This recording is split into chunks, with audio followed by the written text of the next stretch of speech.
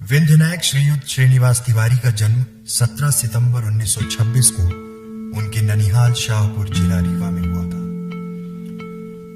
मध्यम वर्गीय कृषक परिवार में मां कौशल्या एवं पिता मंगलदेव तिवारी के घर तीसरे पुत्र के रूप में जन्मे श्रीनिवास तिवारी।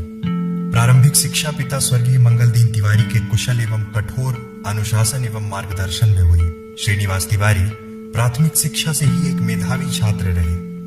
श्रीनिवास तिवारी ने प्रारंभिक शिक्षा ग्राम देवनी में एवं स्कूली शिक्षा मार्तंड स्कूल में पूर्ण करने के बाद दरबार कॉलेज से एमए और एलएलबी में उच्च शिक्षा प्राप्त की। छात्र जीवन से ही श्रीनिवास तिवारी पर समाजवादी आंदोलनों का प्रभाव पड़ा। कक्षा 8वीं में मार्तंड स्कूल में छात्र थे, तभी स्वतंत्रता आंदोलन से जुड़ गए। दरबार कॉलेज में आकर उन्होंने डिबेटिंग क्लब बनाया एवं दरबार कॉलेज के महामंत्री भी रहे। श्रीनिवास तिवारी में अद्भुत संगठनात्मक क्षमता थी। राजनीति की बारीकियों और उस दौर में समाज की स्थिति को करीब से देखते हुए सामंतवाद के विरोध में 23 साल के ऊर्जावान युवक श्रीयुत ने बखूबी भांप लिया था कि भविष्य में उन्हें किस दिशा की ओर आगे बढ़ना है। और इसके साथ ही शुरू हुआ श्रीयुत का राजनैतिक सफर। मेधावी छात्र से प्रखर वक्ता और समाज सेवा के भाव से राजनीति में कदम रखा और 1952 में सबसे कम उम्र के विधायक बनने का गौरव भी श्रीनिवास ने हासिल किया। लोहिया के समाजवाद से प्रभावित श्रीयुत को डॉक्टर राम मनोहर लोहिया का भरपूर स्नेह और साथ मिला।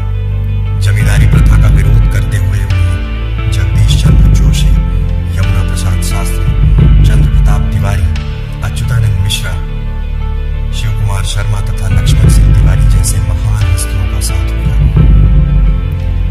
श्रीनिवास तिवारी ने जमींदार प्रथा के विरोध में मध्य प्रदेश के विधानसभा में लगातार 7 घंटे तक भाषण देकर इतिहास रचा था। किसानों एवं मजदूरों की पीड़ा श्री तिवारी से देखी नहीं गई और वे सामंतवाद के विरोध में लोहिया द्वारा चलाए जा रहे आंदोलन में सक्रिय हो गए।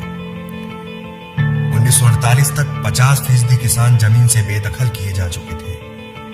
श्रीनिवास तिवारी, यमुना प्रसाद शास्त्री और जगदीश जोशी ने संयुक्त एवं पृथक रूप से रीवा एवं सीधी का दौरा किया और जहां किसान बेदखल किए गए थे, संगठन बनाकर सरकार को बेदखली के निर्णय को वापस लेने के लिए विवश किया। विधानसभा में विपक्ष की भूमिका में रहते हुए सर्वाहार समाज के विकास की अवधारणा और वंचित तबके के उत्थान की संकल्पना के साथ आगे बढ़ते हुए श्रीनिवास तिवारी ने सड़क से सदन तक की लड़ाई लड़ी। राजनीतिक उठापटक और पक्ष विपक्ष में बैठना लगा रहा।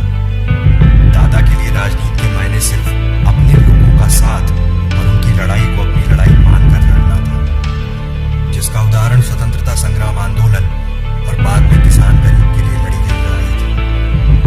श्रीनिवास तिवारी की सोच थी कि राजनीति में शिक्षित और ऊर्जावान लोगों का बढ़ चढ़कर आना आगे जरूरी है।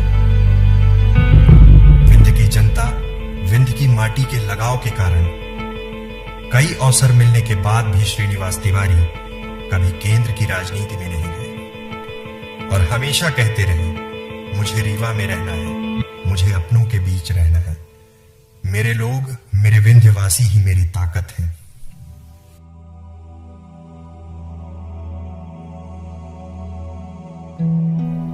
श्रीयुत श्रीनिवास तिवारी आज हमारे बीच नहीं है, लेकिन उनके विचार, उनकी बातें, उनकी कहानियां विंध्यवासियों के मन में, दिलो दिमाग में हमेशा रहेंगी। विंध्य का गौरव श्रीयुत एक अजेय योद्धा।